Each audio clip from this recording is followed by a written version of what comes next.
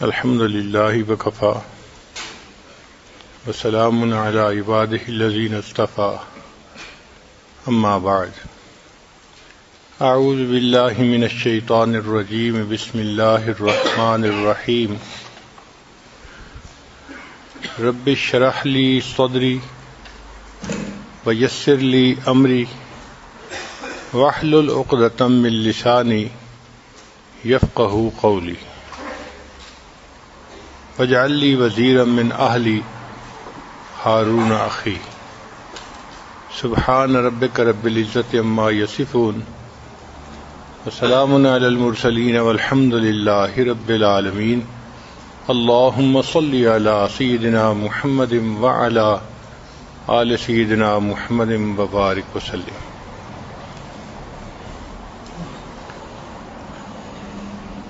اللہ رب العزت نے ایمان والوں کے لیے مختلف رشتے بنائے ہیں۔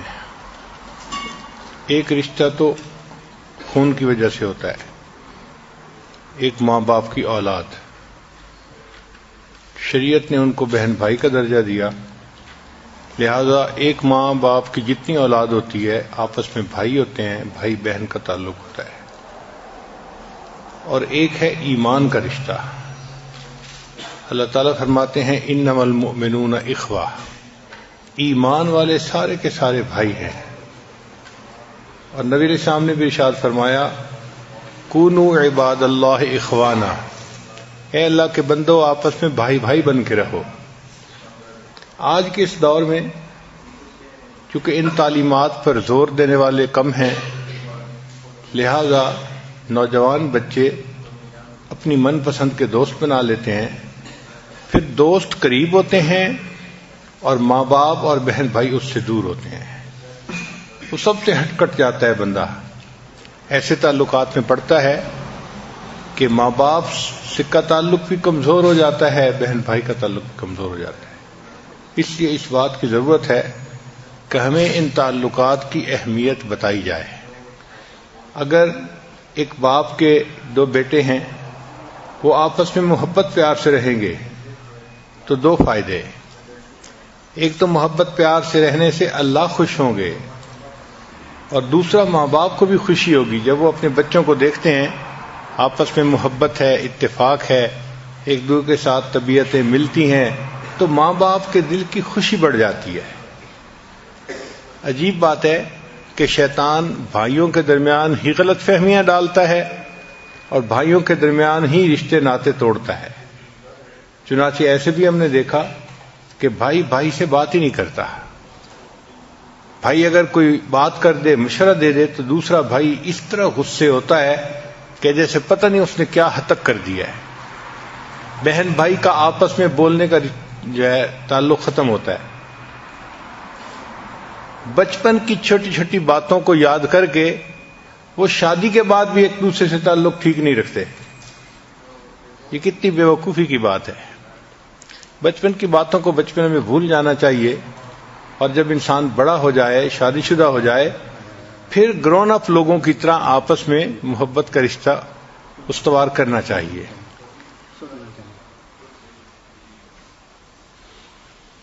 میرے دادا مرحوم جو تھے وہ دو بھائی تھے، ایک بڑے تھے ایک چھوٹے تھے۔ دونوں کی آپس میں دوستی مشہور تھی۔ لوگ ان کے بارے میں کہا کرتے تھے کہ یہ دوست پہلے ہیں، بھائی بعد میں ہیں۔ ہر جگہ پہ وہ اکٹھے ہوتے، اکٹھا کھانا کھاتے، اکٹھا بات چیت کرتے، کہیں جانا ہوتا تو اکٹھا، ہر وقت وہ جیسے اس بندے کے ساتھ سایہ لگا ہوتا ہے اس طرح وہ ایک دوسرے کے ساتھ لگے ہوتے تھے۔ ان کی دوستی مثال تھی لوگوں کے لیے، بہت محبت تھی آپس میں۔ جب ایک کوئی بات کر دیتا تھا تو دوسرا اس پر فوراً آمادہ ہو جاتا تھا۔ آپس میں ان کی کبھی تلخی نہیں ہوئی تھی، ہمیشہ محبت سے رہتے تھے، ایک دوسرے کے راز و نیاز کے ساتھی تھے، ہم نوالا ہم پیالہ تھے۔ چھوٹے بھائی جو تھے وہ حافظ قرآن تھے۔ اب حافظ قرآن کو منزل سنانے کے لیے کسی بندے کی ضرورت ہوتی ہے، تو چنانچہ وہ اپنے بڑے بھائی کو ہی منزل سناتے تھے۔ اتنی کثرت سے وہ قرآن پڑھتے تھے اور بڑے بھائی اتنی کثرت سے قرآن سنتے تھے کہ بڑے بھائی نے قرآن سن سن کے قرآن مجید کو یاد کر لیا تھا، تو آخری عمر میں دونوں بھائی حافظ بن گئے تھے۔ ان میں سے جو بڑے بھائی تھے وہ اکثر یہ کہا کرتے تھے کہ میری ایک وش ہے، تمنا ہے، اللہ اس کو پورا کر دے۔ لوگ پوچھتے جی کیا وش ہے؟ تو کہتے ہیں کہ بس جب میری موت آئے گی، میں بڑا ہوں، پہلے مجھے جانا ہے تو میرا جنازہ میرا چھوٹا بھائی پڑھائے، یہ میری بڑی تمنا ہے۔ چھوٹے بھائی ٹالتے کہ موت کا کس کو پتا، مگر بڑے بھائی پھر بھی اس کو کہتے تھے کہ دیکھنا میرا جنازہ آپ نے پڑھانا ہے۔ اللہ کی شان دیکھیں کہ مقدر ایسا کہ چھوٹے بھائی کی وفات پہلے ہوئی اور چھوٹے بھائی کا جنازہ بڑے بھائی نے پڑھایا، مگر لوگ ان کا نام لے کے ان کی مثالیں ایک دوسرے کو دیا کرتے تھے، سنایا کرتے تھے۔ ہم نے بھی اپنے والدین کی زبانی یہ واقعات سنے تو ہمیں محسوس ہوا کہ واقعی دو بھائیوں کے درمیان اگر محبت ہو تو اس سے صرف اللہ تعالیٰ ہی راضی نہیں ہوتے، اللہ کے بندے جو ماں باپ ہوتے ہیں ان کے دل کو بھی خوشی ہوتی ہے۔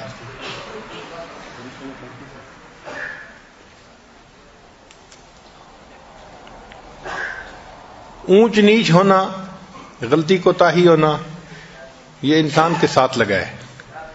انسان ضعیف البنیان ہے اور انسان نسیان کا پتلا ہے، بھول جاتا ہے، کوتاہی کر بیٹھتا ہے، جس سے کہ دوسرا بندہ ہرٹ ہو جاتا ہے۔ تو غلط فہمی کا پیدا ہو جانا کوئی بڑی بات نہیں ہے، مگر شیطان چھوٹی چھوٹی باتوں کو زوم کر کے پیش کر دیتا ہے اور بھائیوں کے دلوں میں ایک دوسرے سے بدگمانی پیدا کرتا ہے، ایک دوسرے سے نفرتیں پیدا کرتا ہے۔ اس کو کنٹرول کرنا چاہیے۔ بھائی بہن کا تعلق بھی بہت محبت کا تعلق ہے، مگر بھائیوں کی طبیعت ہوتی ہے وہ بہنوں کو تنگ کرتے رہتے ہیں، خواہ مخواہ طبیعت ہوتی ہے، بیٹھے ہوں گے اس پہ کوئی بات کر دیں گے، کبھی اس کے کپڑوں پہ بات، کبھی اس کے کھانے پہ بات، کبھی اس کی چیزوں پہ بات، اس کو تنگ کرتے ہی رہتے ہیں، عادت ہے۔ مگر اس تنگ کرنے کا مطلب کوئی نفرت نہیں ہوتی، یوں سمجھیں کہ یہ تنگ کرنا ان کی محبت کی علامت ہوتی ہے۔ اور ہم نے تو دیکھا بعض اوقات ایسے بھی ہوتا ہے کہ بہن ٹین ایجر ہے تو اس کے چہرے کے اوپر دانے نکل آئے، اب ڈاکٹر اس کو کہتا ہے کہ اپنے چہرے کو ذرا پولیوشن سے بچاؤ، تو جب بھائی کو پتہ چلا تو آتے جاتے اسی دانے کے اوپر انگلی رکھتا ہے اس کو ٹیز کرنے کے لیے، مگر اس کے دل میں نفرت نہیں ہوتی۔ ایک طرف ٹیز بھی کر رہا ہوگا اور دوسری طرف بہن کا کوئی مسئلہ ہوگا تو بہن کی سائڈ بھی لے گا، اس کی ہمدردی بھی کرے گا۔ تو ماں باپ بھی اپنے بچوں کو یہ باتیں سمجھائیں کہ یہ زندگی کا حصہ ہے، بیٹے کی شخصیت اور ہوتی ہے، بیٹی کی شخصیت اور ہوتی ہے۔ تو بیٹا جو ہے وہ رف اینڈ ٹف ہوتا ہے، وہ فزیکلی دوسرے کو تنگ کرتا ہے، کبھی چیز چھپا دی، کبھی چیز ہٹا دی، کبھی کوئی بات کر دی، مگر یہ اس کے محبت کے اظہار کا طریقہ ہے۔ بہنوں کے اندر اللہ نے پولائٹنس رکھی ہوتی ہے، نرمی رکھی ہوتی ہے، وہ کہتی کم ہیں مگر دل میں بہت کچھ رکھ لیتی ہیں، اور یہ بھی اچھا نہیں ہوتا کہ بہنیں اپنے بھائیوں کے بارے میں چھوٹی چھوٹی باتیں اپنے دلوں میں رکھیں۔ فارگیو کر دینا چاہیے اور فارگیٹ کر دینا چاہیے، اللہ کے لیے معاف کر دینا چاہیے، اور اس نعمت کی قدر کرنی چاہیے کہ ہمارے رشتے ہیں ایک دوسرے کے ساتھ۔ ان گھروں میں جا کے دیکھیں جہاں صرف بہنیں ہیں، بھائی نہیں، وہ بھائی کو ترستی ہیں۔ بھائی ایک دن کی عمر کا بھی ہو نا تو بہنوں کو اپنے سر کے اوپر ایک سایہ محسوس ہوتا ہے، وہ اپنے آپ کو پروٹیکٹڈ محسوس کرتی ہیں، وہ سمجھتی ہیں کہ ہمارا کوئی نگران ہے، کوئی ساتھ دینے والا ہے۔ چھوٹے بھائی کا بھی ان کو اتنا سہارا ہوتا ہے۔ اچھا جہاں سارے بھائی ہوں بہن نہ ہو تو دیکھا ہے کہ ان بچوں کی تربیت اچھی نہیں ہوتی، وہ بھی اکھڑ مزاج بن جاتے ہیں، ایک دوسرے کے ساتھ بہت رف اینڈ ٹف زندگی گزارتے ہیں، ان کے اندر بیلنس لائف نہیں آتی جب تک بہن ساتھ نہ ہو۔ تو بہن ہونا، بھائی ہونا، یہ اللہ کی نعمت ہے، ان رشتوں کی قدر کرنی چاہیے، چونکہ اللہ تعالیٰ نے قدر کرنے کا حکم عطا فرمایا۔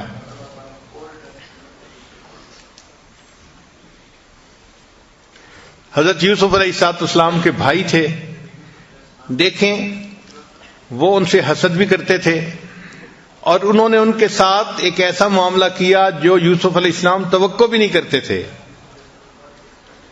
کہ چھوٹے بھائی کو ایک کنویں کے اندر پھینک دیا۔ حضرت یوسف علیہ السلام کے دل پہ کیا گزری ہوگی؟ چھوٹے بھائی کو تو بڑوں سے محبت کی توقع ہوتی ہے، ہمدردی کی توقع ہوتی ہے، یہاں بھائی اپنے ہاتھوں سے ان کو سمندر ایک کنویں کے اندر پھینک کے جا رہے ہیں۔ جب پھینک کے چلے گئے تو کہتے ہیں کہ رات آ گئی۔ اب یوسف علیہ السلام کی پریشانی اور بڑھ گئی، ایک تو کنویں کی تنہائی ہے اور دوسرا رات کا اندھیرا ہے، اور چھوٹا بچہ تو ویسے بھی جلدی ڈر جاتا ہے۔ ایک کنویں کے اندر کوئی اکیلا آدمی ہو اور رات آ جائے تو بڑی عمر کا مرد بھی خوف زدہ ہو جائے گا۔ تو یوسف علیہ السلام بہت زیادہ خوف زدہ ہو گئے کہ پتہ نہیں اب میرے ساتھ کیا بنے گا۔ ساری رات بہت غمزدہ حالت میں ان کی گزری۔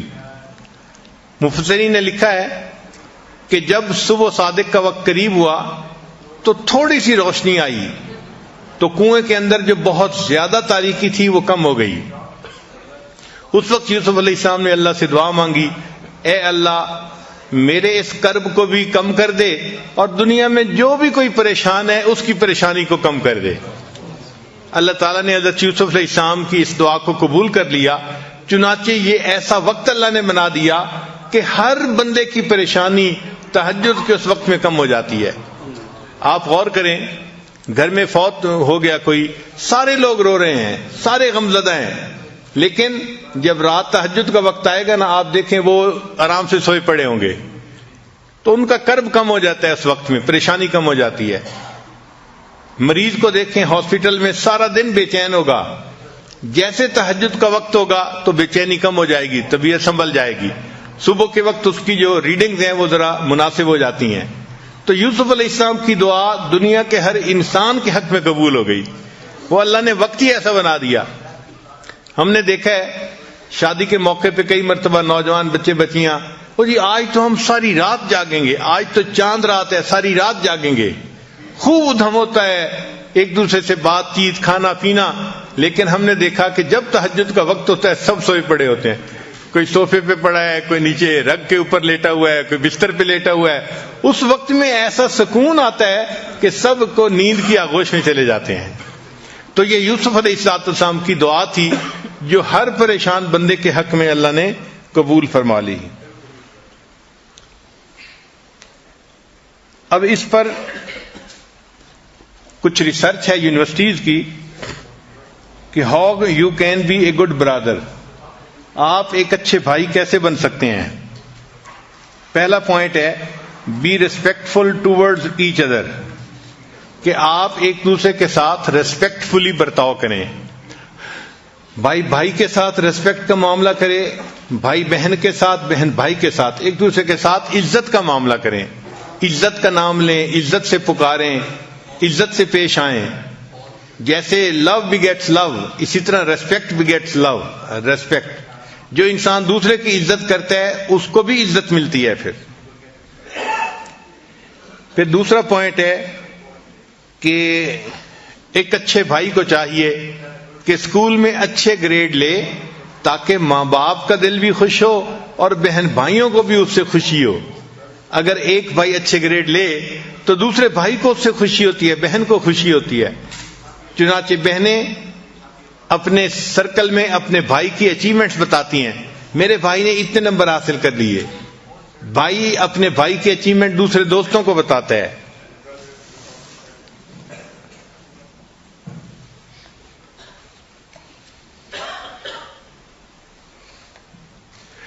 پھر تیسرا پوائنٹ ہے یوز گڈ لینگویج، اچھی زبان استعمال کرنی چاہیے۔ کئی مرتبہ انسان محبت دکھانے کے لیے نک نیم زیادہ پکارتا ہے، یا ایسا نام کہ دوسرا چڑ جائے، ایسا نہیں کرنا چاہیے، بلکہ وہ نام پکارنا چاہیے کہ جس نام کو سن کے دوسرے بندے کے دل میں خوشی آ جائے۔ تو آپس میں بھائی بہن کو ایک دوسرے کے ساتھ اچھی زبان استعمال کرنی چاہیے.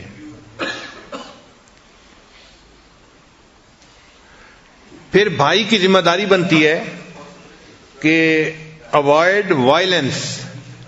بھائی چونکہ اسٹرانگ ہوتے ہیں بہنوں کی نسبت، تو وہ کئی مرتبہ اپنی اسٹرینتھ کو ایبیوز کرتے ہیں. ہاتھ مروڑ دیا، انگلی مروڑ دی، چٹکی کاٹ لی، اس قسم کی حرکتیں کرتے ہیں جس سے کہ فزیکلی دوسرے بندے کو پریشانی ہوتی ہے. یا چھوٹے بھائی کو جو ہے وہ اس طرح کا کوئی مسئلہ کر دیا، تو بھائی کی یہ ڈیوٹی بنتی ہے کہ وہ اپنی اسٹرینتھ کو ایبیوز نہ کرے، اس کو غلط استعمال نہ کرے.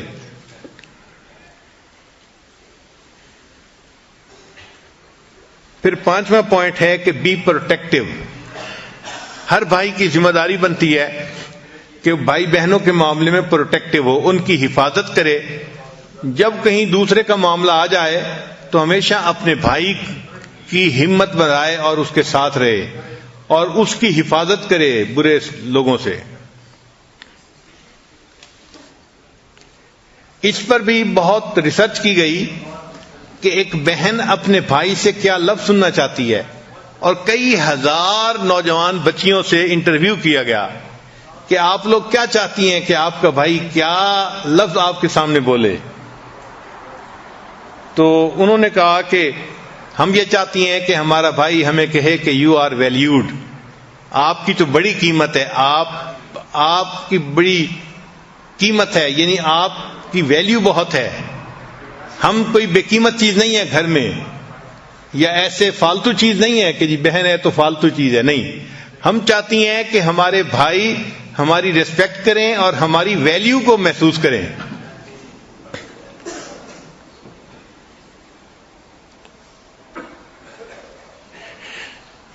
پھر یو آر اسمارٹ.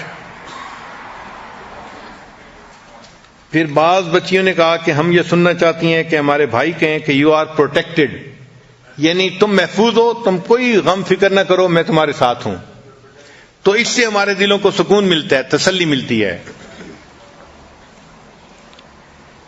بعض بچیوں نے کہا کہ ہم یہ سننا چاہتی ہیں کہ ہمارے بھائی کہیں you are gifted and talented, تم بڑی ذہین ہو اور تم اللہ کا تحفہ ہو ہمارے لیے. اور واقعی بہنیں اللہ تعالیٰ کی طرف سے بھائیوں کے لیے ایک تحفہ ہوتی ہیں.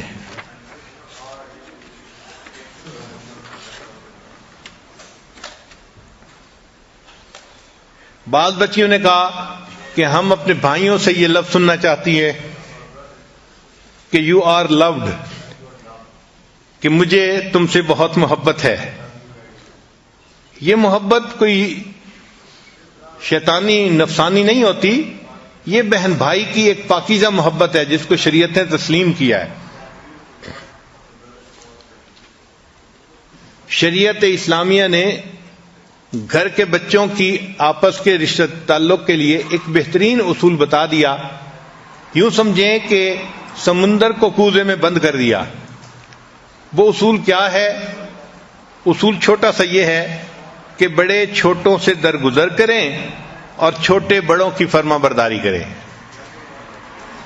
نبی السلام نے فرمایا وہ بندہ ہم میں سے ہی نہیں، من لم یرحم صغیرنا ولم یوقر کبیرنا، جو چھوٹوں پہ رحم نہیں کھاتا اور جو چھوٹا اپنے بڑوں کا احترام نہیں کرتا وہ ہم میں سے ہی نہیں ہے، یعنی مسلمان ہی نہیں، امت میں سے ہی نہیں ہے. آپ سوچیں کتنی اہمیت ہے اس بات کی کہ چھوٹے اپنے بڑوں کا احترام کریں. شریعت نے کہا کہ بڑے بھائی کا احترام باپ کی مانند کرنا چاہیے. جس طرح اپنے والد کا احترام کیا جاتا ہے، چھوٹے بہن بھائیوں کو بڑے بھائی کا احترام اپنے والد کی طرح کرنا چاہیے. اور بڑے بھائی کو اپنے چھوٹے بہن بھائیوں کا خیال اس طرح رکھنا چاہیے جس طرح باپ اپنے بچوں کا خیال رکھتا ہے.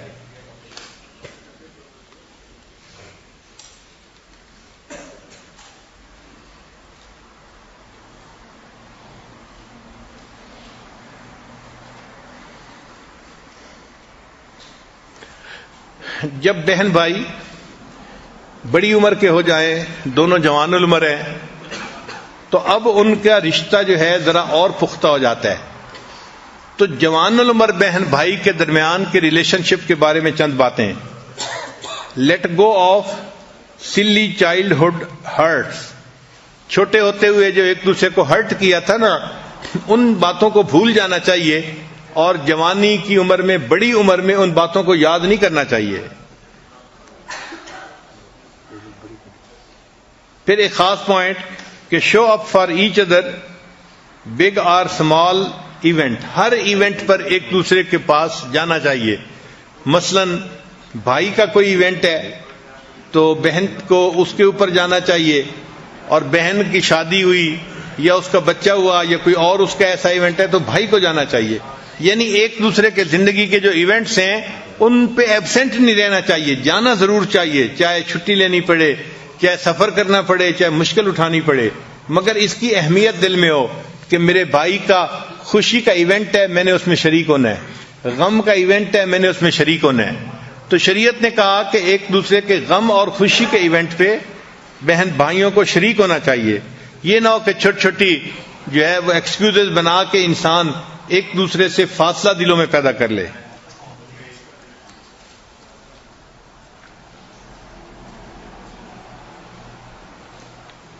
Treat each other like equal,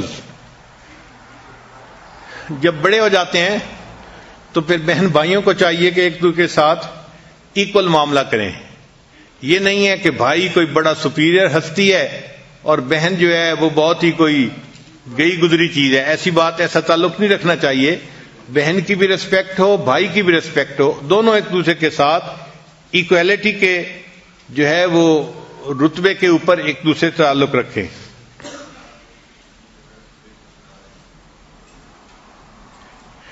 پھر don't discuss your relatives opinions, بہن بھائیوں کو چاہیے کہ اپنے رشتہ داروں کی اوپینینز کو آپس میں ڈسکس مت کریں۔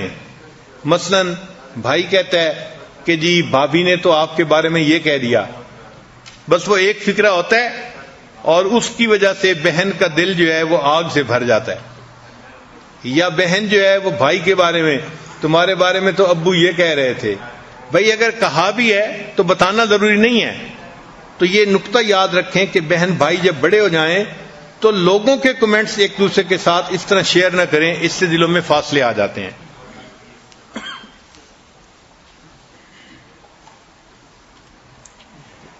Don't make distance an excuse for being emotionally distant. ایک بہن کی شادی ایک شہر میں ہو گئی، بھائی دوسرے شہر میں ہے، اب کچھ ڈسٹینس تو ہے، لیکن اس ڈسٹینس کو ایموشنلی ایک دوسرے سے ڈسٹینس ہونے کا ایکسکیوز نہ بنائیں۔ جانا چاہیے ایک دوسرے کے پاس ملنے کے لیے، تعلق جوڑے رکھنا چاہیے ایک دوسرے کے ساتھ۔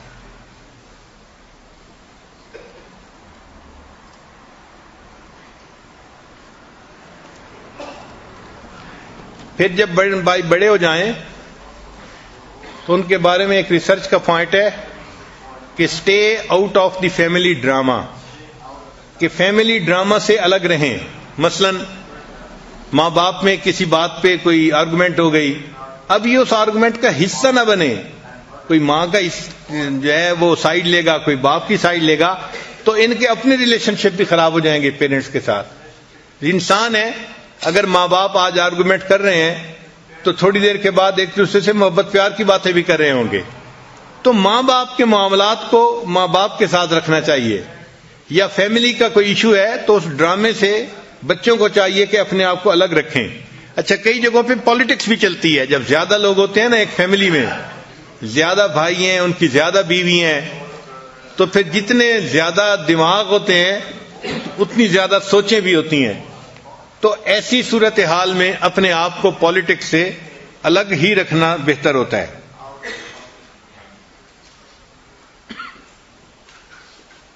کوئی بھی معاملہ ہو تو والدین میں سے کسی ایک کی اوپن سائڈ نہ لیں، بلکہ دونوں سے محبت کا اظہار کریں، ان کو بتائیں کہ میرے لیے تو دونوں کی رسپیکٹ ضروری ہے، میرے دل میں دونوں کی محبت ہے، میں کیا کروں، میرے دل میں تو آپ دونوں کے ساتھ ایک تعلق ہے۔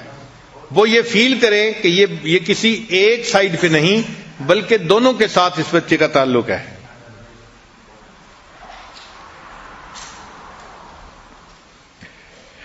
آگے ایک ریسرچ ہے کہ tips for parents to improve sister brother relationship. کئی جگہوں پہ سسٹر برادر ریلیشن شپ بہت خراب ہوتا ہے. بھائی بہن آپس میں بولتے نہیں، ایک دوسرے کی مخالفت کرتے ہیں، بلکہ ایک دوسرے کے ساتھ دشمنوں کی طرح پیش آتے ہیں. تو ماں باپ پریشان ہوتے ہیں. ان کے لیے ٹپس ہیں کہ وہ اپنے بچے بچیوں کے درمیان تعلق کو کس طرح بہتر سنوار سکتے ہیں. ان میں پہلا پوائنٹ ہے کہ ٹریٹ یور چلڈرن فیئرلی. بچوں کے ساتھ فیئر تعلق رکھنا چاہیے، کسی ایک کو دوسروں پر بہت زیادہ پرائرٹی نہ دیں. Avoid double standard between daughters and son. Double standard نہ رکھیں کہ بیٹی کے لیے اسٹینڈرڈ اور ہے اور بیٹے کے لیے اسٹینڈرڈ اور ہے. نہیں، دونوں بچے ہیں تو ماں باپ کو چاہیے کہ دونوں کے ساتھ برابری کا معاملہ کرے. پھر ایک تیسرا نقطہ بہت اچھا ہے کہ set regular family bonding time. ایسا ٹائم جس میں کہ فیملی کے لوگ ایک دوسرے کے ساتھ محبت پیار کے تعلق میں جڑتے ہیں، اس کو سیٹ کر دینا چاہیے. مثال کے طور پہ کھانا کھانا ہے، اب بچوں کو بتانا چاہیے کہ کھانے پہ ہر ایک کو حاضر ہونا پڑے گا. یہ نہیں کہ ادھر کھانے کا وقت ہے اور بیٹی جو ہے وہ اسکول کا کام نکال کے بیٹھ گئی اور بیٹا جو ہے وہ کالج کا کام نکال کے بیٹھ گیا، یا اپنے دوستوں کے ساتھ فون پہ بات کرنے لگ گیا. بھائی تمہارے فون، تمہارے کالج کے کام سب اپنی جگہ، مگر جو کھانے کا ٹائم فیملی کا ہے اس ٹائم کی رسپیکٹ کرنی چاہیے اور فیملی کے سب لوگوں کو مل بیٹھ کے کھانا کھانا چاہیے. مل کے کھانا کھانے سے دلوں کے اندر الفتیں محبتیں بڑھتی ہیں. تو ماں باپ سیٹ کر دیں کہ جی ہم نے اتنے بجے ناشتہ کرنا ہے اور اتنے بجے رات کا کھانا کھانا ہے.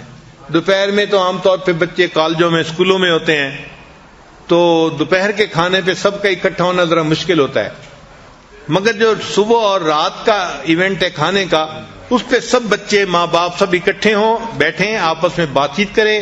اس سے جو فیملی بانڈ ہے نا وہ بڑھ جاتا ہے، مضبوط ہو جاتا ہے. بچے ماں باپ سے کنیکٹ ہو جاتے ہیں، ایک دوسرے کے ساتھ ان کا کنیکشن مضبوط ہو جاتا ہے. پھر ماں باپ کو چاہیے کہ take your children to general neutral places, کہ کبھی کبھی چھٹی لے کے اپنے بچوں کو کہیں باہر جائیں. جیسے گیم پارک میں جانا ہوتا ہے، تو اس سے کیا ہوتا ہے کہ جب فیملی کے لوگ الگ ایسی جگہ پہ جاتے ہیں تو آپس میں ان کے درمیان تعلق مضبوط ہو جاتا ہے، محبت بڑھ جاتی ہے.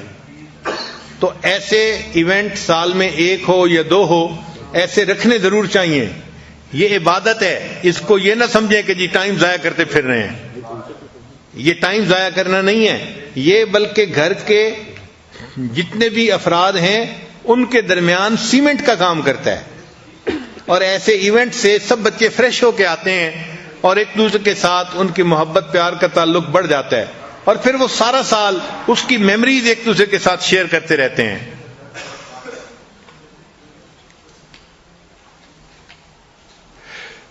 یا پھر کسی ایسی جگہ جس کو واٹر پارک کہتے ہیں، یا کوئی اور ایسی جگہ جہاں پر بے حیائی نہیں ہے اور جا سکتے ہیں، تو ایسی جگہوں پہ بچوں کو لے جانا یہ ماں باپ کی ذمہ داری ہوتی ہے.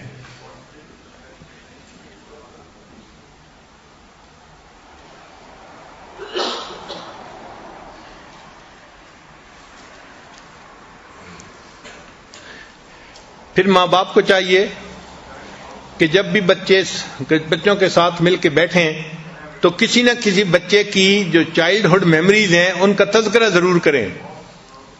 بچپن کی باتوں کا تذکرہ کرنے سے بچوں کو اپنائیت محسوس ہوتی ہے اور وہ محسوس کرتے ہیں کہ ہماری فلاں بات کو یاد رکھا گیا.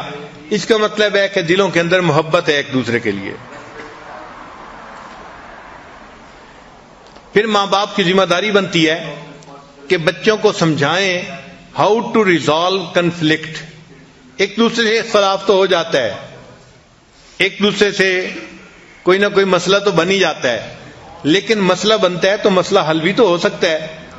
تو بچوں کو سمجھائیں کہ دیکھو بھائی ایسی طبیعت ہونی چاہیے کہ اگر کوئی مسئلہ ہو تو اس کو فوراً ریزالو کر لینا چاہیے. کچھ گیو ٹیک کا معاملہ کرنا چاہیے، کچھ منوا لیں کچھ مان لیں، مگر صلح و صفائی کر لیں. بچوں کو سمجھائیں کہ دیکھو ون اور لوز کی سچویشن اچھی نہیں ہوتی کہ ایک بندہ تو ون کر رہا ہے اور دوسرا لوز کر رہا ہے. وہ لوز کرنے والے کے ہارٹ برننگ رہتی ہے. تو بچے ایسی بات پہ آمادہ ہوں جو ون ون سچویشن ہے, دونوں کے لیے ون ون سچویشن ہو, تاکہ ان کی ہارٹ برننگ نہ ہو اور بچے ایک دوسرے سے قریب ہو جائیں. جب بھی کنفلکٹ سچویشن ہو تو ماں باپ کو چاہیے کہ کسی ایک بچے کی سائیڈ نہ لیں, بلکہ اس کنفلکٹ کو نیوٹرل ہو کر ریزالو کرنے کی کوشش کریں.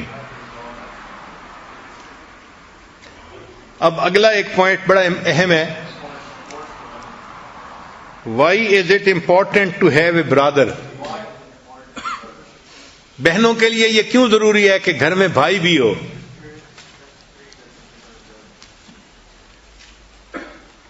تو ریسرچ کا پہلا پوائنٹ ہے کہ his presence remind you of the importance of family. بھائی کی موجودگی سے آپ کو فیملی کی اہمیت کا اندازہ ہوتا ہے کہ پوری فیملی کیسی ہوتی ہے.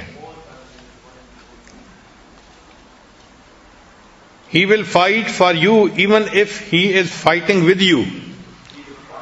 پھر بھائی کا ایک بھی معاملہ ہے کہ اگرچہ بہن کے ساتھ اس کی ٹسل چل رہی ہوگی نا, لیکن اگر کوئی تھرڈ پارٹی آئے گی بہن کو تنگ کرنے کے لیے تو بہن کی طرف سے ان کے ساتھ لڑنا شروع کر دے گا. تو بھائی بہن کی طرف سے لڑے گا اگرچہ بہن کے ساتھ اس کی اپنی فائٹ ہو رہی ہوگی. بھائی ہمیشہ اپنی بہنوں کی سائڈ لیا کرتے ہیں. پھر ایک پوائنٹ ہے کہ ہی ول ناٹ جج یو, وہ ججمنٹس نہیں کرتا اپنی بہن کی.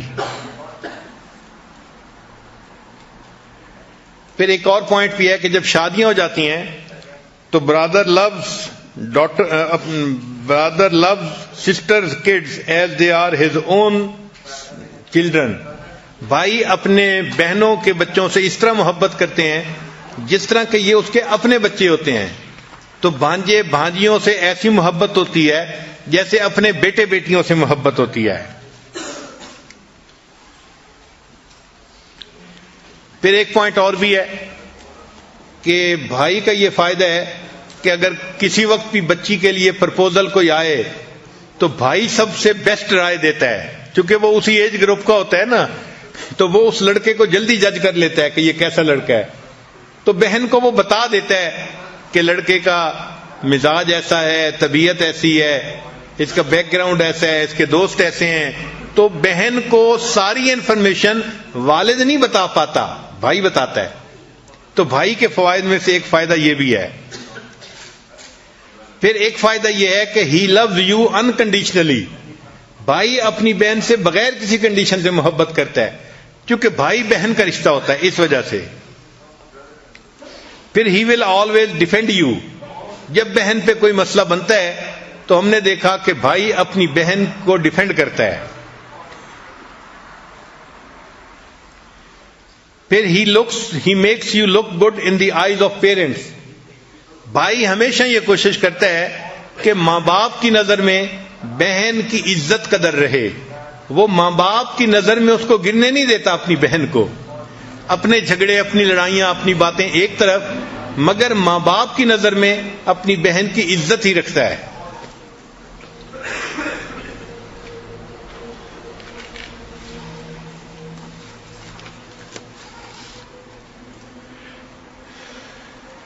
پھر ایک بات کہ he is the only person who speaks your language.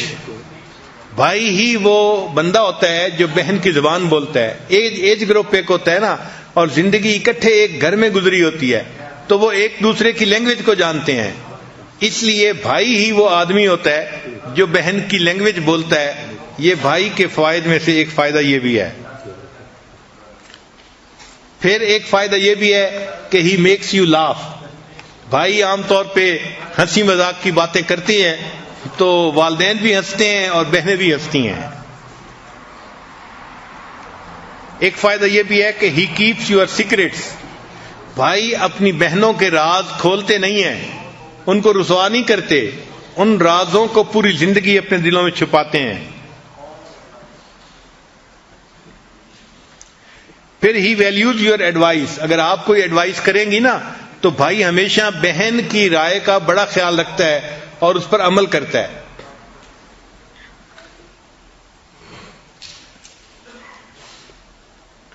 پھر اگر بہن کی بھائی کے ساتھ فرض کرو بات چیت ختم ہے تو you can pick up with your Brother any time of your life. یعنی اگرچہ بات چیت بند ہے, کسی بھی وقت اگر آپ اس سے سوری کر لیں گی تو بھائی جہاں سے تعلق ختم ہوا تھا وہیں سے دوبارہ پھر محبت کا تعلق شروع ہو جائے گا. اس کو پک اپ کرنے کے لیے ٹائم کی ضرورت نہیں ہوتی.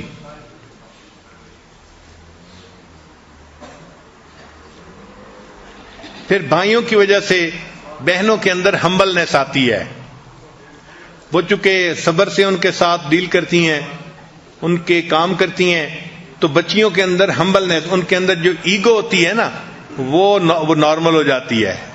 وہ جو فخر ہوتا ہے, تکبر ہوتا ہے, وہ ٹوٹتا ہے, تو نفس جو ہے وہ سیدھا ہو جاتا ہے.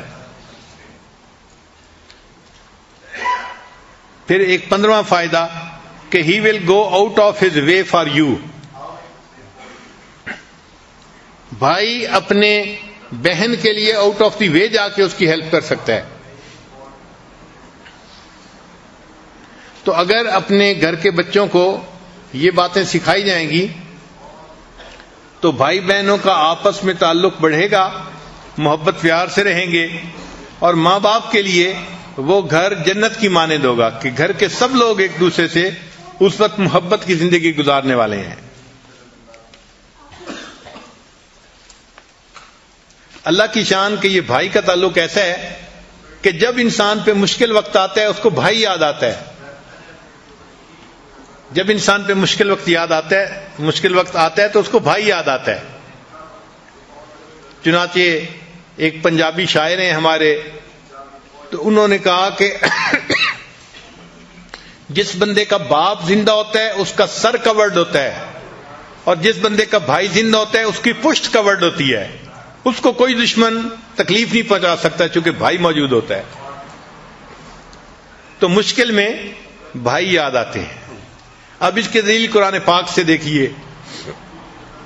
حضرت موسیٰ علیہ السلام کو طور پر گئے, اللہ تعالیٰ نے ان کی نبوت سے سرفراز فرمایا اور فرمایا اذهب الى فرعون انه طغى, جائیے فرعون کے پاس, وہ باغی طاغی بنا ہوا ہے. اب حضرت موسیٰ علیہ السلام کے ذہن میں یہ بات آئی کہ بچپن میں نے ایک انگارہ رکھ لیا تھا زبان پہ, تو میرا بولنا جو ہے نا وہ واضح نہیں ہے. یعنی بات چیت بہت واضح نہیں کر پاتے تھے, کرتے تو تھے لیکن تھوڑی سی کمی تھی بات چیت کرنے میں. جیسے زبان میں گرا ہوتی ہے نا, آپ سمجھ لیں یوں تھی. تو اس وقت انہیں محسوس ہوا کہ یہ ذمہ داری بڑی ہے, میں اکیلا اس ذمہ داری کو نہیں نبھا سکوں گا. تو انہوں نے اللہ تعالیٰ سے دعا مانگی, رب اشرح لی صدری ویسر لی امری واحلل عقدۃ من لسانی یفقہوا قولی. میری زبان کا عقدہ کھول دیجئے تاکہ سننے والی میری بات کو آسانی سے سمجھ سکیں. اور پھر ساتھ کہا کہ وجعل لی وزیرا من اہلی, میرے اس کام میں میرے گھر والوں میں سے میرا ایک وزیر بنا دیجئے, ہارون اخی, ہارون جو میرا بھائی ہے. تو دیکھیں حضرت موسیٰ علیہ السلام کو کون یاد آیا ایسے وقت میں؟ بھائی یاد آیا. اور اللہ نے ان کی دعا کو قبول کر کے بھائی کو نبوت بھی عطا فرما دی.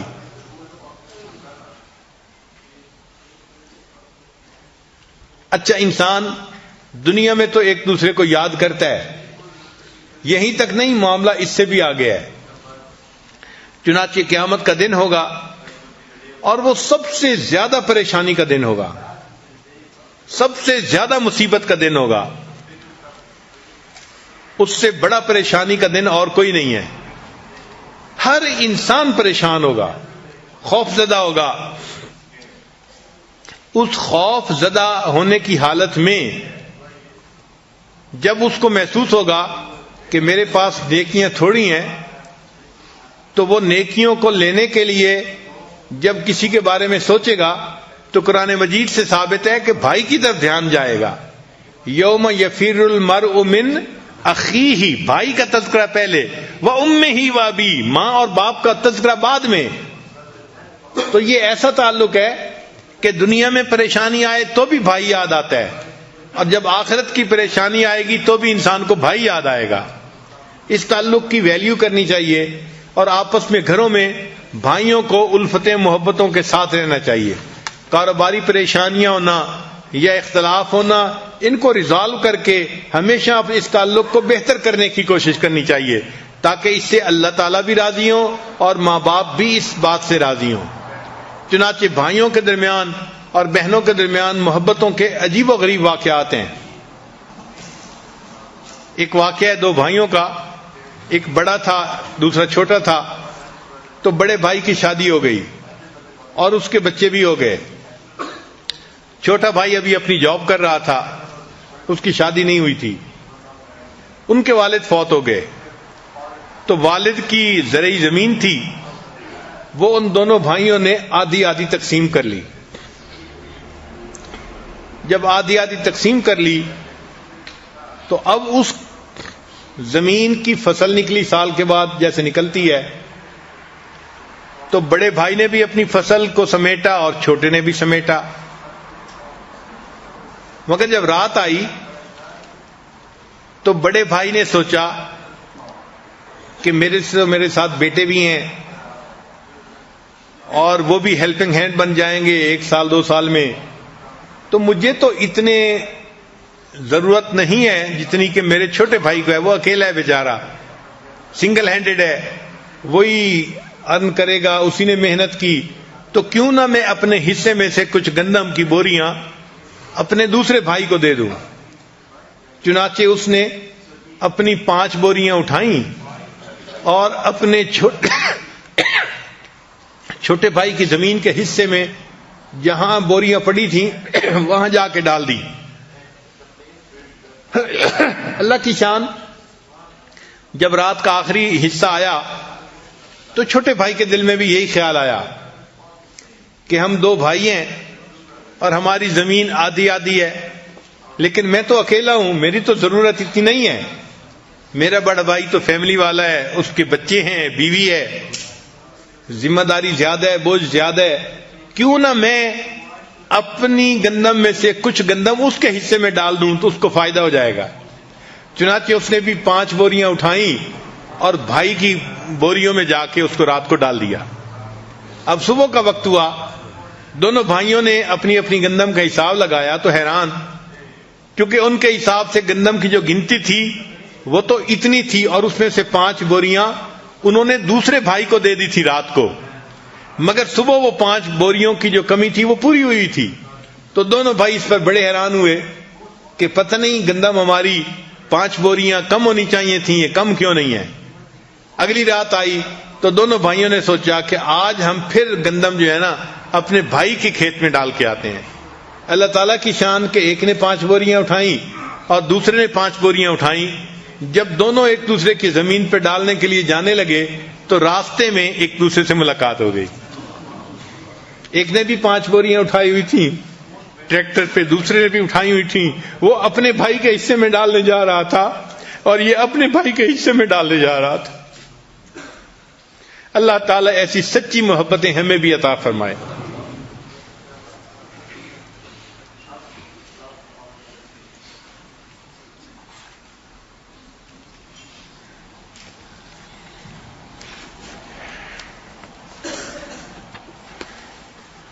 اب ایک سٹوری بہن بھائی کے بارے میں۔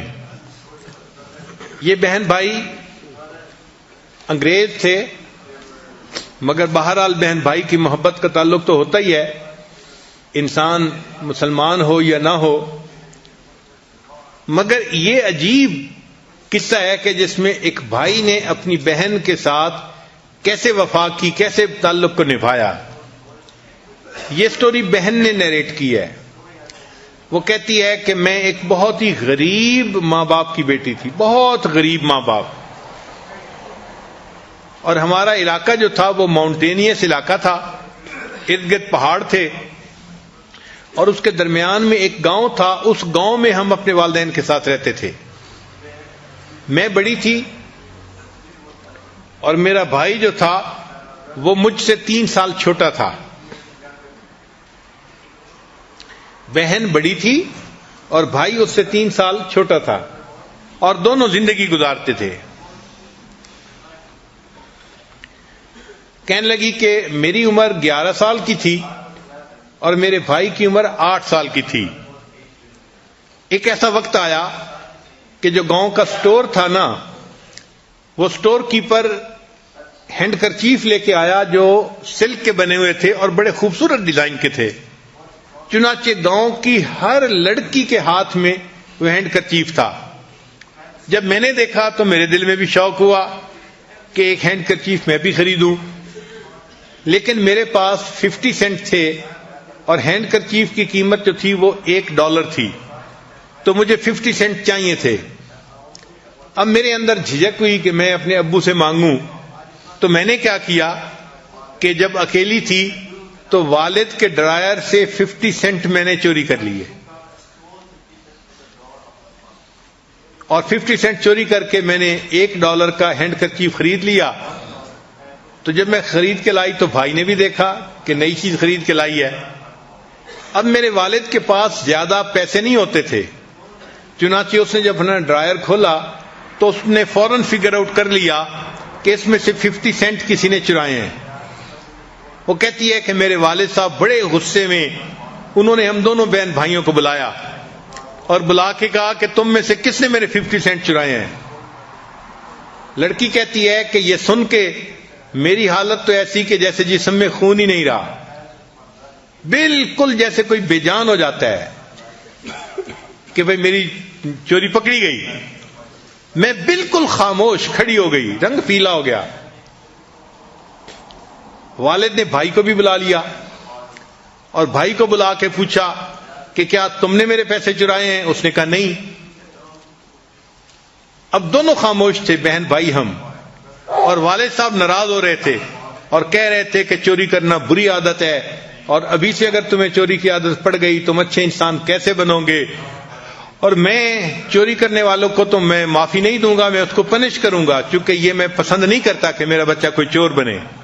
اب والد جتنا ناراض ہو رہے تھے وہ کہنے لگی کہ میرا خوف اور زیادہ ہوتا جا رہا تھا.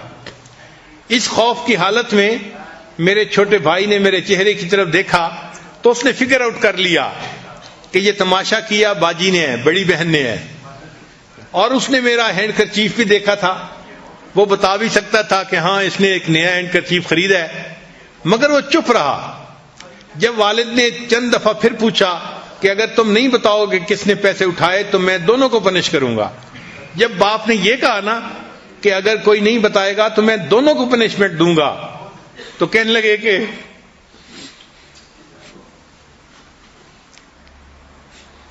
میرے چھوٹے بھائی نے ابو کا ہاتھ پکڑ لیا اور کہا کہ ابو یہ چوری میں نے کی ہے.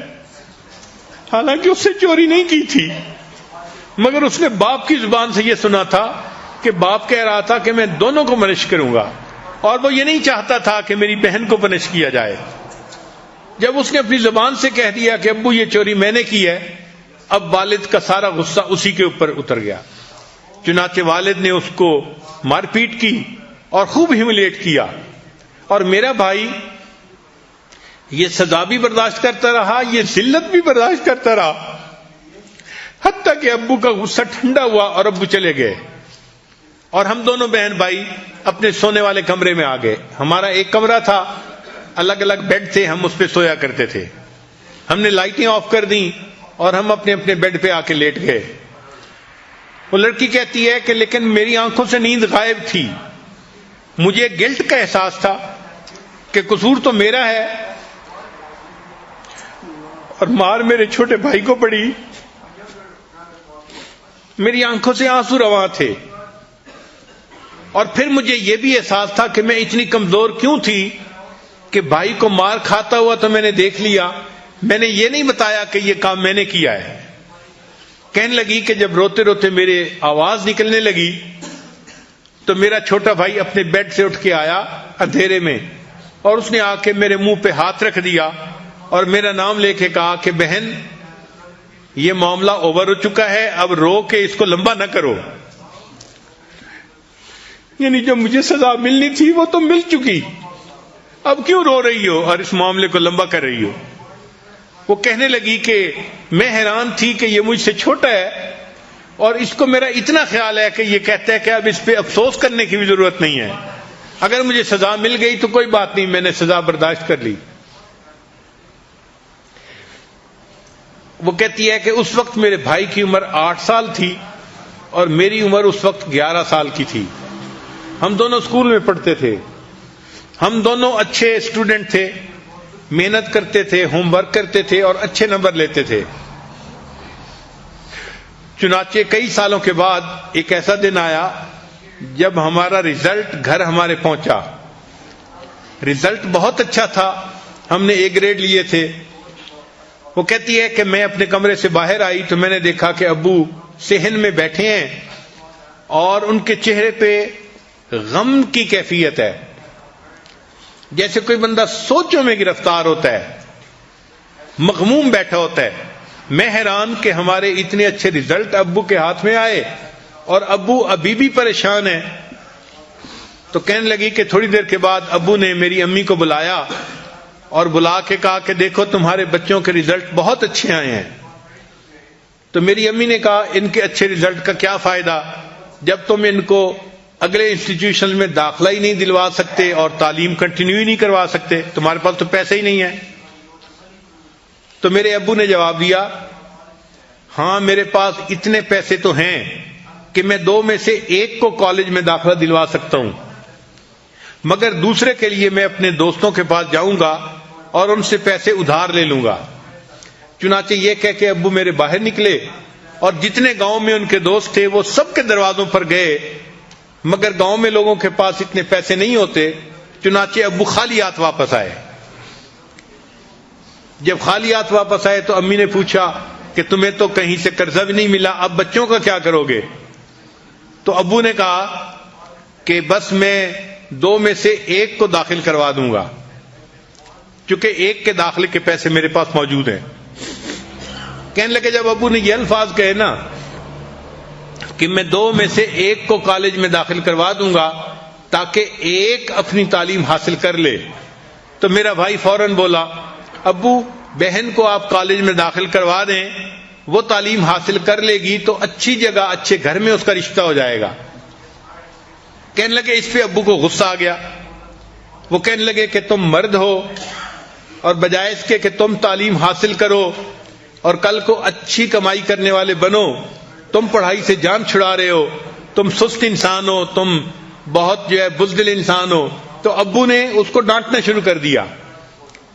تو بھائی نے آگے سے جواب دیا ابو میں نے تو پڑھنا نہیں، ہاں بہن کو آپ داخلہ دلوائیں تاکہ وہ پڑھ سکے۔ اس کے کلیئر کٹ الفاظ کہنے پہ ابو کو اور غصہ آیا اور انہوں نے کہا اچھا میں دیکھتا ہوں صبح تم کیسے کالج میں داخل نہیں ہوتے۔ اب جب والد نے یہ ورڈ دے دیے کہ میں دیکھتا ہوں تم صبح کالج میں داخل کیسے نہیں ہوتے، تو وہ کہتی ہے کہ والد صاحب تو چلے گئے اور ہم بہن بھائی پھر کمرے میں آ کے اپنے اپنے بیڈ پہ لیٹ گئے۔ وہ کہتی ہے کہ مجھے نیند تو آ نہیں رہی تھی اور میں فیل کر رہی تھی کہ میرا بھائی جو ہے نا وہ بھی سو نہیں رہا، کوئی نہ کوئی ایکٹیویٹی ہے وہ کر رہا ہے، مجھے سمجھ نہیں لگ رہی تھی کہ یہ کر کیا رہا ہے، اندھیرا تھا۔ کہنے لگے کہ جب صبح اٹھی تو مجھے اپنے سرہانے کے قریب پلو کے قریب ایک نوٹ لکھا ہوا ملا جو بھائی نے مجھے رکا لکھا تھا۔ اس میں اس نے لکھا تھا میں 17 سال کا ہو چکا ہوں اور اس قابل ہوں کہ میں مزدوری کر کے اپنا پیٹ پال سکتا ہوں، لہذا میں ہمیشہ کے لیے گھر چھوڑ کے جا رہا ہوں تاکہ ابو مجھے کالج میں داخل نہ کروا سکے اور انہیں مجبوراً تمہیں داخل کروانا پڑے۔ اور پھر مجھے نصیحت تھی کہ آپ میری بڑی بہن ہو، آپ دل لگا کے پڑھنا اور ایک اچھی تعلیم حاصل کرنا یونیورسٹی سے۔ اور اس نے جو کپڑے پہنے ہوئے تھے وہ انہی کپڑوں میں گھر چھوڑ کے چلا گیا تھا۔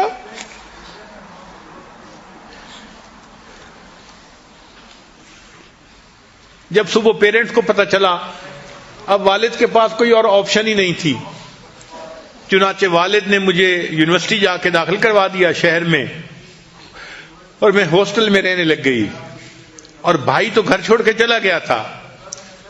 اب بھائی نے قریب ایک کنسٹرکشن کمپنی تھی وہاں جا کے مزدوری کی جاب شروع کر دی، جیسے ایک مزدور جاب کرتا ہے. تعلیم تو اس کے پاس زیادہ تھی نہیں، 17 ایئر اس کی ایج تھی. تو کہنے لگی کہ 17 ایئر میں اس بھائی نے میری خاطر اپنے پروفیشن کو اور فیوچر کو اس نے بند کر دیا اور میرا خیال رکھا. اتنی ینگ ایج میں، چھوٹی ایج میں. کہنے لگا کافی عرصہ پھر ہماری ملاقات نہیں ہوئی. مجھے یونیورسٹی میں کئی سال گزر گئے. ایک دن میں اپنے کمرے میں بیٹھی پڑھ رہی تھی تو میری رومیٹ آئی اور مجھے کہنے لگی کہ باہر ہاسٹل کے دروازے پر ایک نوجوان لڑکا کھڑا ہے جو دیکھنے سے بالکل دیہاتی نظر آتا ہے اور بہت میلے کچیلے اس کے کپڑے ہیں، اور وہ کہتا ہے کہ وہ تمہارے گاؤں کا رہنے والا ہے اور تم سے کوئی بات کرنا چاہتا ہے. تو وہ کہتی ہے کہ میں حیران کہ گاؤں کا لڑکا کیوں کوئی مجھ سے بات کرنے کے لیے آیا. میں چونکہ لڑکی تھی اور گاؤں کے لڑکے لڑکیوں کو مختلف اشارے کرتے رہتے ہیں، تو میں سمجھی کہ یہ کوئی ٹائم ضائع کرنے والا لڑکا آ گیا ہوگا. تو میں نے جانے میں سستی کی. سخت سردی تھی اور آنے والا باہر دروازے کے اوپر سردی میں ٹھٹر رہا تھا، کھڑا ہوا تھا. پھر کافی دیر کے بعد مجھے احساس ہوا جو بھی ہے میں جا کے دیکھوں تو صحیح ہے کون. کہتی ہے میں جب ہاسٹل کے دروازے پہ آئی تو میں نے اپنے بھائی کو کھڑا ہوا دیکھا 3 سال کے بعد. وہ سردی سے ٹھٹر رہا تھا. تو میں نے اسے کہا کہ تم نے کیوں نہیں بتایا کہ تم میرے بھائی ہو. اس نے کہا دیکھو میرے کپڑوں کے اوپر مٹی لگی ہوئی ہے، سیمنٹ لگا ہوا ہے، کنکریٹ لگی ہوئی ہے، حال میرا برا ہے دیکھنے میں. اگر میں بتا دیتا کہ میں تمہارا بھائی ہوں تو تمہاری کلاس فیلوز کے درمیان تمہاری کیا عزت باقی رہتی. اس لیے میں نے صرف یہ کہا کہ میں تمہارے گاؤں کا بندہ ہوں. میں نے بھائی کا تعارف نہیں کروایا. وہ کہنے لگی کہ یہ سوچ کے میں نے بھائی کی طرف دیکھا اور میں نے اس کے کپڑوں سے یہ مٹی وغیرہ جھاڑنی شروع کی. وہ مجھے روک رہا تھا کہ یہ تو میری روز کی روٹین ہے، میں تو انہی کپڑوں میں زندگی گزارتا ہوں. اور میں کہیں سے سیمنٹ اتار رہی تھی، کہیں سے کنکریٹ اتار رہی تھی، کہیں سے ڈسٹ ہٹا رہی تھی. اور میں نے اسے کہا کہ مجھے کسی کی پرواہ نہیں، آپ کو بتانا چاہیے تھا کہ آپ میرے بھائی ہیں. کہنے لگی جب میں نے کچھ مٹی جھاڑ لی تو میرے بھائی نے اپنی جیب میں ہاتھ ڈالا. اس کی جیب میں ایک بٹر فلائی ہیئر کلپ تھا جو عورتیں اپنے لمبے بالوں کے لیے پیچھے لگاتی ہیں اور بہت خوبصورت تھا. اس نے وہ ہیئر کلپ نکالا اور کہنے لگا کہ میرے پاس زیادہ بچت تو نہیں تھی، تھوڑے سے پیسے تھے جو بچے، ورنہ میں تو بہت ہی ہینڈ ٹو باؤتھ زندگی گزار رہا ہوں. یہ جو تھوڑے سے پیسے بچے تھے، میں نے تمہارے پاس آنا تھا تو میں نے سوچا کہ میں تمہارے لیے کوئی گفٹ لے کے آؤں. میں نے دیکھا ہے کہ گاؤں کی اکثر لڑکیاں یہ بٹر فلائی ہیئر کلپ جو ہے یہ لگائے پھرتی ہیں، تو میں تمہارے لیے بھی لے کے آیا ہوں. پھر اس نے وہ بٹر فلائی کلپ جو تھا وہ میرے سر کے جو ہے نا سر کے اوپر رکھا اور کہا کہ یہ تمہارے بالوں کے ساتھ بہت اچھا میچ کرے گا اور تمہیں بہت اچھا لگے گا. وہ کہتی ہے کہ بھائی کی اس محبت کو دیکھ کے مجھ سے نہ رہا گیا. میں نے اپنے چھوٹے بھائی کو حق کیا اور میں نے کہا کہ تم اتنی محنت کی زندگی گزار رہے ہو اور اس حال میں بھی تمہیں اپنی بہن کے لیے گفٹ لینا یاد ہے. وہ کہنے لگی میں تمہیں کیسے بھول سکتا ہوں، آخر تم میری بہن ہو. اس وقت میرے بھائی کی عمر 17 تھی.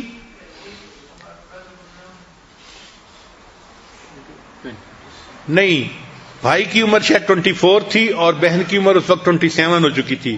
یونیورسٹی کا ٹائم درمیان میں آ چکا تھا. وہ کہنے لگی کہ خیر میں نے بھائی کو پھر رخصت کیا تو اس نے مجھے تسلی دی جاتے ہوئے کہ خرچے کی طرف سے گھبرانا نہیں، جو بھی میرے پاس بچت ہوگی میں تمہیں بھیجوں گا. کچھ تمہیں ابو بھیج رہے ہیں اور کچھ میں تمہیں بھیجوں گا، اس سے تمہارے خرچے پورے ہو جائیں گے. لیکن تم اپنی تعلیم اچھی طرح حاصل کرنا.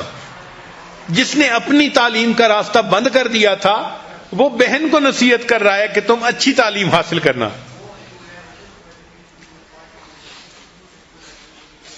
کہنے لگی کہ وہ چلا گیا. پھر کچھ سال گزرے تو میری یونیورسٹی کی تعلیم مکمل ہو گئی. اب میرے پاس اچھی پرسنالٹی بھی تھی اور اچھی تعلیم بھی تھی. چنانچہ میرے لیے ایک بہت اچھا پرپوزل آیا. وہ لڑکا پڑھا لکھا بھی تھا اور اس کے اچھی ڈگریاں کی ہوئی تھیں. اس کے ساتھ میری شادی ہو گئی. شادی کے بعد میرے خاوند کو میرے بھائی کی کمپنی میں ڈائریکٹر کی جاب مل گئی. تو جس کمپنی میں، کنسٹرکشن کمپنی میں اس کا بھائی کام کرتا تھا مزدور کے طور پہ، اسی کمپنی میں اس کا جو خاوند تھا وہ ڈائریکٹر آ کر لگ گیا. کہنے لگا کہ چند دنوں کے بعد میرے خاوند نے مجھ سے کہا کہ تمہارا بھائی بہت محنت والا کام کرتا ہے، تھکن والا کام کرتا ہے اور مشکل والا کام کرتا ہے. اگر تم اس سے پوچھ لو، اگر وہ چاہے تو میں اس کو سپروائزر کی سیٹ پر جو ہے وہ پروموٹ کر دیتا ہوں تاکہ اس کو زیادہ مشقت والا کام نہیں کرنا پڑے گا. تو بہن نے جب مجھ سے پوچھا، بہن کہتی ہے کہ جب میں نے بھائی سے پوچھا، اس نے بہت فرملی مجھے کہا کہ نہیں، مجھے پروموشن نہیں لینی، میں اسی پہ کام کرتا رہوں گا. میں خاموش ہو گئی. کچھ دنوں کے بعد میرا بھائی سیڑھے کے اوپر چڑھ کر کوئی بجلی کا کام کر رہا تھا. اس کو کوئی بجلی کا جھٹکا لگا اور وہ کافی اونچائی سے نیچے گرا. اس کی لیگ کے اوپر ایک بڑا زخم بھی آیا اور وہ بے ہوش بھی ہو گیا. چنانچہ اس کو ایمرجنسی میں ہاسپٹل میں پہنچا دیا گیا. جب ہمیں اطلاع ملی تو میں اپنے خاوند کے ساتھ اس کی توا پرسی کے لیے ہاسپٹل گئی. تو کہتی ہے کہ اس دوران میرے خاوند نے پھر ٹاپک چھیڑا کہ اس کو کیا ضرورت ہے یہ مشکل کام کرنے کی، میں اس کو پروموٹ کر دیتا ہوں سپروائزر کے طور پہ تو اس کا کام آسان ہو جائے گا. تو میں نے پھر بھائی سے کہا کہ بھائی آپ کیوں جو ہے پروموشن کو نہیں لینا چاہتے؟ تو کہنے لگے، اس نے بڑا سنجیدہ منہ بنا کر کہا کہ دیکھو تمہارا خاوند ابھی ڈائریکٹر بنا ہے، اگر یہ ایک ان پڑھ لڑکے کو سپروائزر بنا دے گا تو کمپنی میں اس کی عزت کیا رہے گی؟ تو تمہارے خاوند کی عزت کی وجہ سے میں پروموشن نہیں چاہتا، میں جیسا ہوں ویسا ہے. وہ کہتی ہے کہ میں اپنے بھائی کی طرف دیکھ کر حیران ہو رہی تھی کہ اتنا اس کو اپنے بہن کا احساس ہے کہ بہن کے خاوند کی بھی عزت کہیں خراب نہ ہو، اور یہ خود تنگی کی زندگی گزارنے کے اوپر راضی ہے. زندگی کا وقت گزرتا رہا، حتیٰ کہ جب میرا بھائی 30 سال کا ہو گیا تو اس نے گاؤں کی ایک لڑکی سے شادی کی. اب شادی کی مجلس میں سب گاؤں کے لوگ آئے ہوئے تھے، رشتہ دار آئے ہوئے تھے. جب محفل بھرپور تھی تو جو ایک ایونٹ ڈیل کرنے والا بندہ ہے، چیف جو بندہ تھا نا، آرگنائزر جو شادی کے ایونٹ کو آرگنائز کر رہا تھا، کہنے لگے کہ اس نے میرے بھائی کو دیکھا کہ وہ دلہا بنا ہوا ہے اور دلہن بھی آئے اور سارے لوگ اس طرح ساتھ ہیں اور سب اچھے موڈ میں ہیں. تو اس نے اچانک میرے بھائی سے سوال کیا کہ اچھا یہ بتاؤ دنیا میں تمہیں سب سے زیادہ محبت کس سے ہے؟ اچانک اس نے سوال کر دیا. وہ کہتی ہے کہ یہ ان ایکسپیکٹڈ کوسچن تھا، کوئی سوچ بھی نہیں سکتا تھا کہ اس ماحول میں اچانک کوئی کوسچن پوچھے گا. تو جیسے ہی اس نے کوسچن پوچھا تو میرے بھائی نے جواب دیا، مجھے سب سے زیادہ محبت اپنی بہن سے ہے.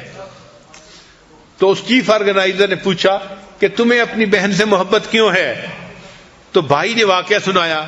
کہنے لگا کہ ہم چھوٹے تھے اور ہمارا گھر ایک شہر میں تھا، ایک ولیج میں تھا، اور ہمارا سکول دوسرے ولیج میں تھا، اور ہم پیدل اپنے سکول روزانہ جایا کرتے تھے.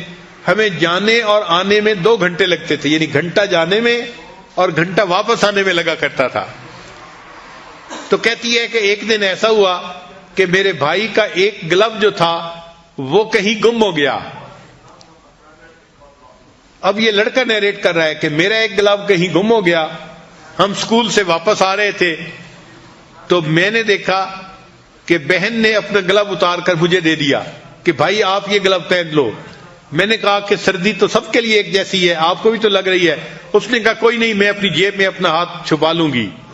چنانچہ میں نے اپنی بہن کا گلو لے کے پہن لیا.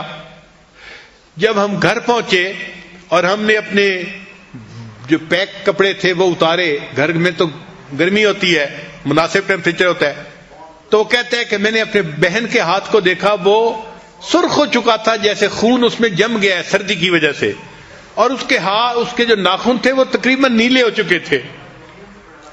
اس وقت مجھے احساس ہوا کہ میری بہن نے جھوٹ کہا، مگر میری خاطر اس نے اتنی سردی کو برداشت کیا اور مجھے اس نے گلوز پہنا دیے۔ تو کہنے لگا کہ میں نے اس وقت دل میں یہ نیت کی تھی کہ جس بہن نے میری تکلیف کا اتنا خیال کیا ہے، میں پوری زندگی اس بہن کا خیال رکھوں گا، اس کی کیئر ٹیکنگ کروں گا۔ بھائی نے جب یہ واقعہ سنایا تو کہنے لگی کہ خوب تالیاں بجی، سارے گاؤں کے لوگ خوش تھے کہ اچھا تیری بہن اتنی اچھی کہ جس نے دستانے تجھے پہنا دیے اور تیری تکلیف کا خیال رکھا۔ تو کہنے لگی کہ سب لوگ تالیاں بجا رہے تھے اور میں رو رہی تھی، اور میرا رونا خوشی کے آنسو نہیں تھے، مجھے اس بات پہ رونا آ رہا تھا کہ یہ شادی کا موقع ہے۔ بھائی نے اس وقت میں بھی جو میں نے زندگی میں کوئی ایک اچھا کام کیا تھا اس کو تو پورے گاؤں کے اندر بتا دیا، لیکن اس نے میری زندگی میں میرا کتنا ساتھ دیا اور میری خاطر باپ کی پنشمنٹ برداشت کی اور ذلت برداشت کی اور غربت کی زندگی برداشت کی، یہ بات اس نے کسی کو نہیں بتائی۔ تو اللہ تعالیٰ نے مردوں کو بڑے دل دیے ہوتے ہیں، بھائی اپنی بہنوں کے لیے ہمیشہ اسی طرح ایکٹ کرتے ہیں جس طرح ایک باپ بیٹی کے لیے ایکٹ کرتا ہے۔ اللہ تعالیٰ ان رشتوں کو مضبوط بنائے اور ایسا ہمدردی کرنے والا، محبت کرنے والا، پروٹیکٹ کرنے والا، عزت دینے والا بھائی اللہ ہر بہن کو عطا فرمائے۔ وآخر دعوانا ان الحمد للہ رب العالمین۔ مراقبہ کر لیجیے۔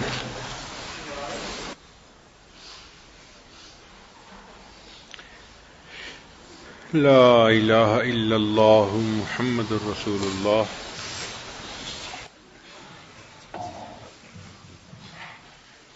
اللهم صل على سيدنا محمد وعلى آل سيدنا محمد وبارك وسلم۔ اللهم انت السلام ومنك السلام تبارك ذا الجلال والاكرام۔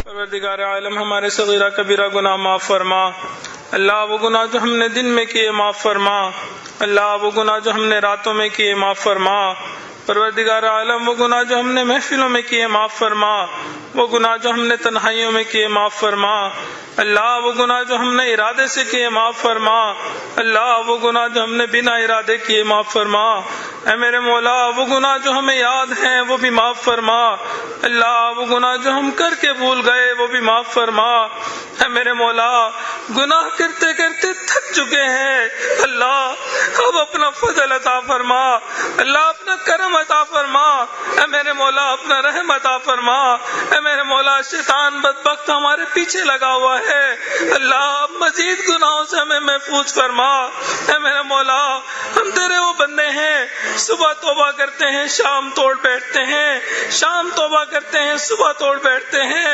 اللہ ایک قدم آپ کی طرف چلتے ہیں شیطان بدبخت کئی قدم پیچھے دھکیل دیتا ہے، اے میرے مولا ہمیں اس گناہوں کی ذلت سے محفوظ فرما، اللہ تعالی کی عزت عطا فرما، اے میرے مولا رات کا وقت ہے، اللہ اندھیری رات ہے، دنیا کے بادشاہوں نے اپنے دروازے بند کر دیے، اے میرے مولا آپ کا دروازہ اب بھی کھلا ہے، اللہ یہ فقیر آپ کے در کی سوالی ہیں، اللہ بڑی دیر سے آئے ہیں، بڑی دور سے آئے ہیں، اللہ آپ کو منانے کے لیے حاضر ہوئے ہیں، اے میرے مولا مان جائیے، اللہ مان جائیے، اللہ مان جائیے، اللہ اگر ہمارے عمل اتنے برے ہیں آپ راضی نہیں ہونا چاہتے، اللہ پھر بھی راضی ہو جائیے، اے میرے مولا پھر بھی راضی ہو جائیے، اللہ ہمارے پاس آپ کو منانے کی سوا کوئی دوسرا در نہیں، اللہ راضی ہو جائیے، اے میرے مولا مان جائیے، اللہ مان جائیے،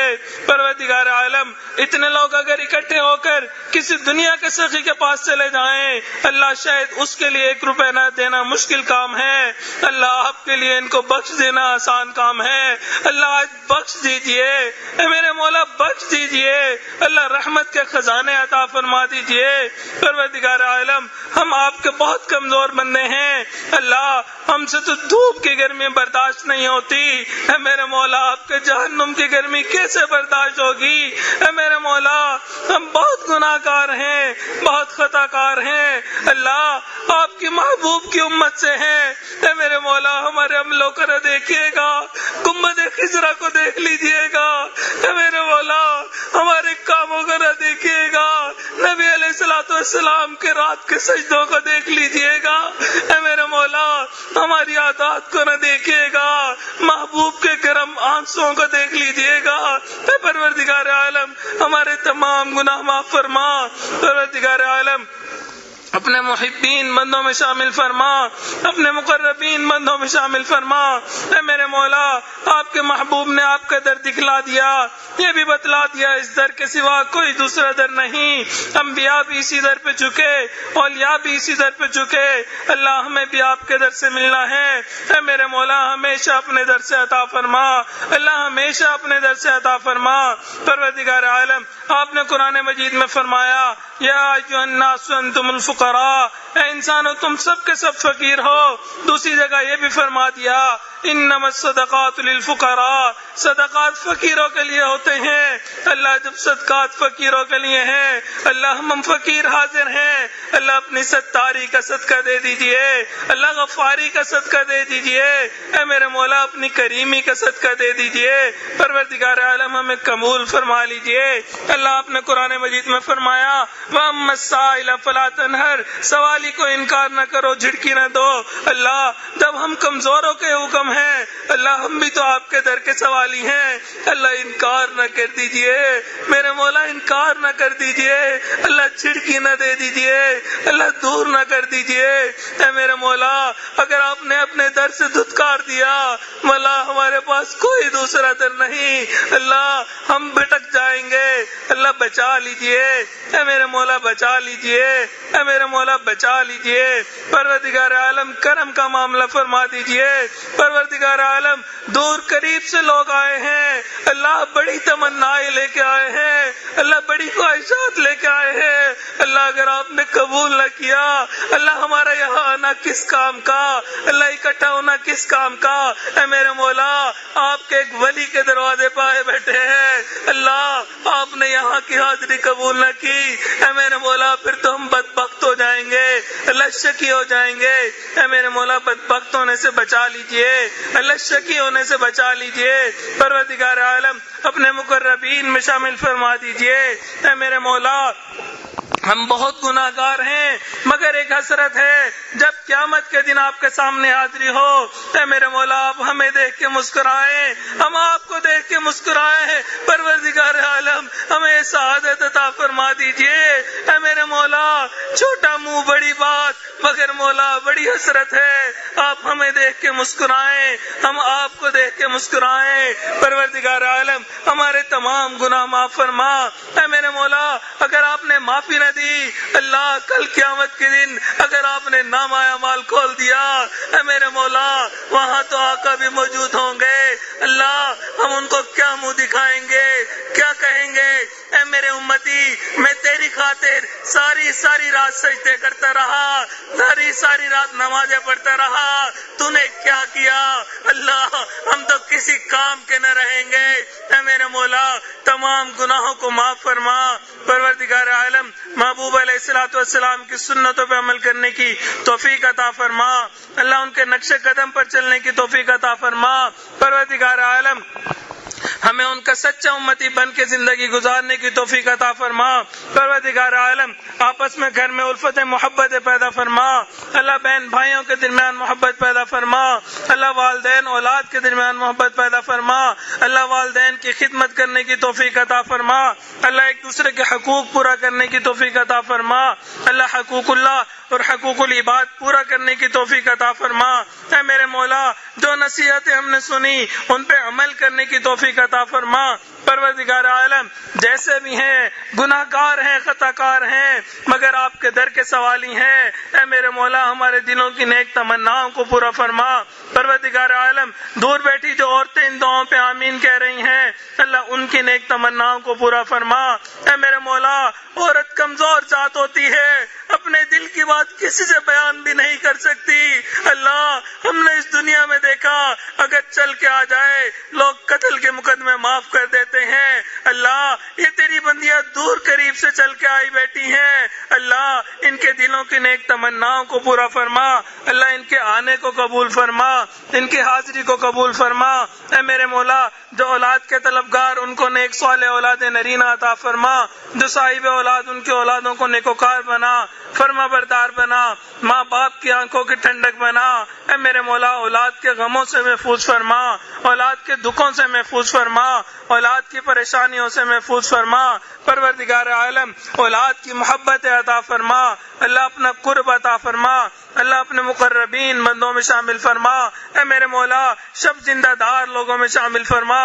پروردگار عالم عمر گزرتی جا رہی ہے، اللہ نماز کا سرور کب نصیب ہوگا، اللہ سجدے کا سرور کب نصیب ہوگا، اے میرے مولا رات کے آخری پہر کی مناجات کی لذت کب نصیب ہوگی، اے میرے مولا اب عطا فرما دیجئے، اللہ عطا فرما دیجئے۔